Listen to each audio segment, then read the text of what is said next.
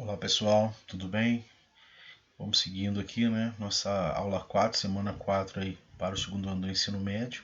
Vamos falar hoje sobre segregação espacial, né? Vamos lá então.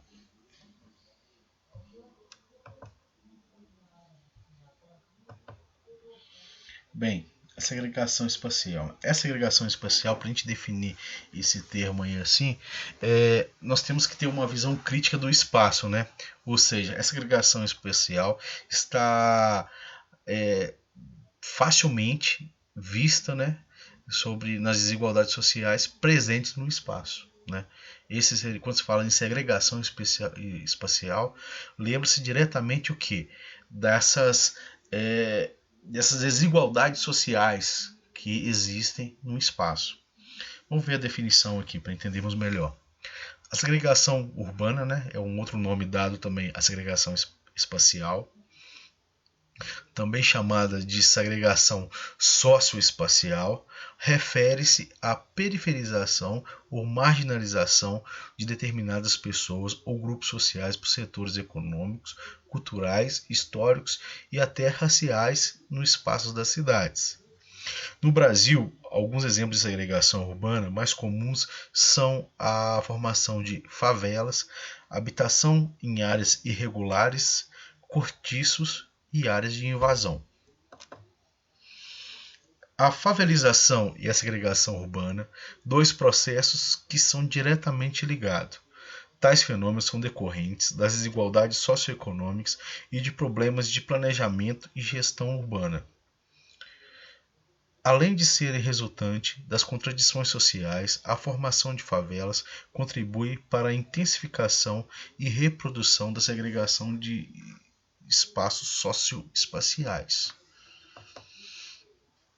As favelas são normalmente entendidas como habitações humanas, né, em áreas de morro, mas na verdade, favela designa áreas de ocupação em terrenos invadidos, geralmente pertencentes ao poder público, que se caracterizam, de modo geral, pela ausência de infraestrutura, pelos altos índices de violência e pela marginalização social de seus moradores.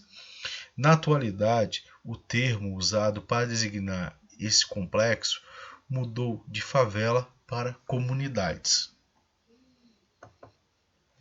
O processo de favelização é decorrente, sobretudo, do processo de inchamento urbano ou macrocefalia urbana. Entende-se por esse conceito o crescimento desordenado da cidade, sem o controle estatal, o que contribuiu para a precarização das condições de vida na cidade e da incapacidade do Estado de oferecer condições estruturais para atendimento das necessidades mínimas de boa parte da população. Tal processo é consequência do chamado êxodo rural, isto é, o processo de migração em massa da população que reside no campo para as cidades, em virtude do processo de concentração de terras no meio agrário e da substituição do homem pela máquina no processo produtivo agrícola.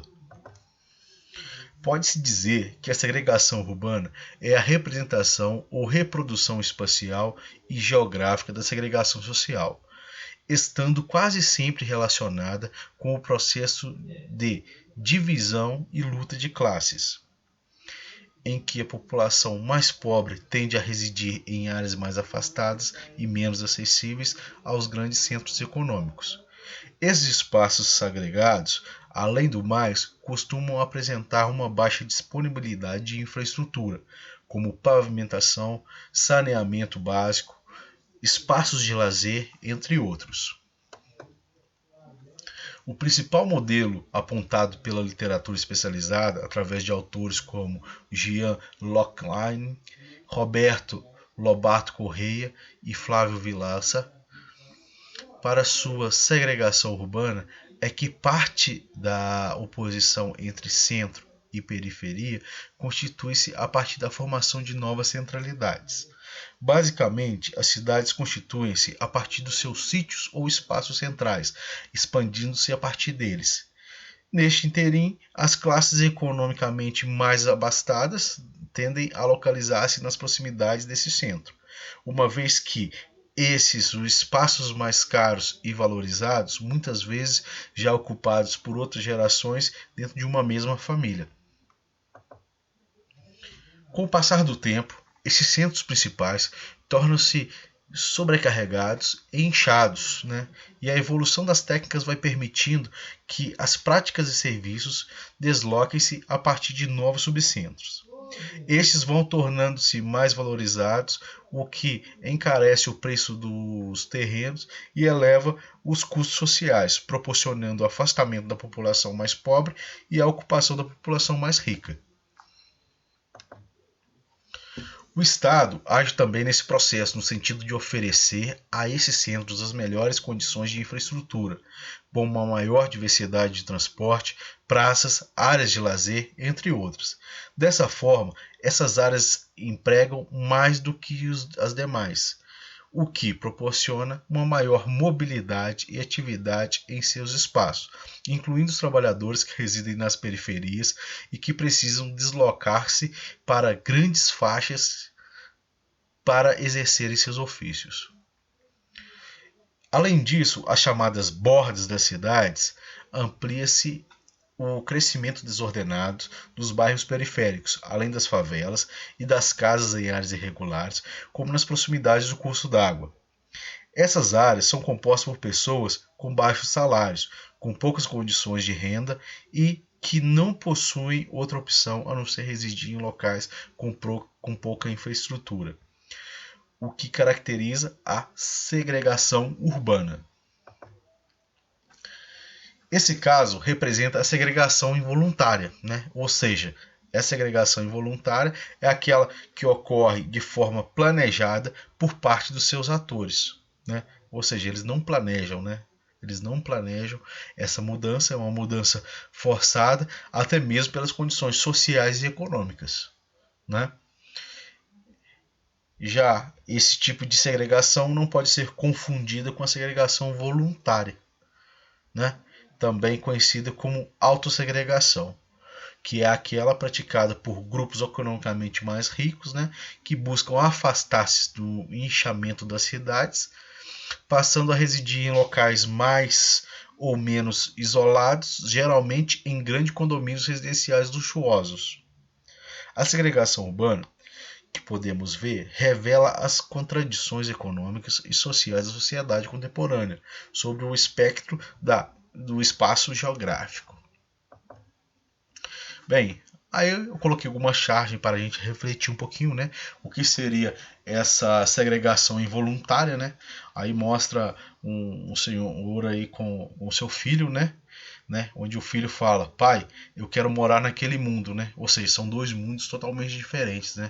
Onde, de certa forma, devido às condições financeiras, socioeconômicas que ele vivia ali nesse período, né?